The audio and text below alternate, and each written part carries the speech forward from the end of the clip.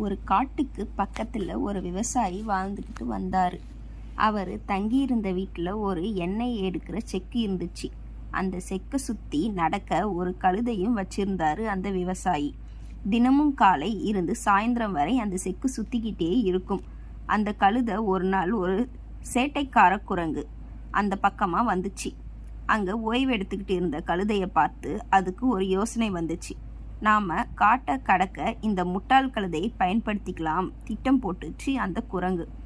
உடனே அந்த கழுதை கிட்ட வந்து பேச்சு கொடுத்துச்சு. குரங்கு, இன்னும் எத்தனை நாள் இப்படியே அடிமையாக வாழப்போகிறீர்கள் கழுதையாரே?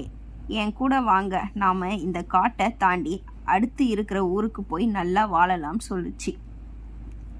அதை கேட்ட கழுதையும் சரின்னு சொல்லிட்டு குரங்கு கூட பயணம் போக ஆரம்பிச்சிச்சு. அப்போ ராத்திரி, அதனால் குரங்கு கழுதை மேலே ஏறி படுத்துக்கிட்டு மெதுவாக கழுதை நடக்க ஆரம்பிச்சிச்சு. கழுதையை ஏமாற்றி அது மேலேயும் உட்காந்துக்கிட்டு ராத்திரி கூட பயணம் போகிற நினைச்சது. தான் இந்த உலகத்திலே புத்திசாலின்னு இருமாப்புடன் தூங்க ஆரம்பிச்சிச்சு அந்த குரங்கு.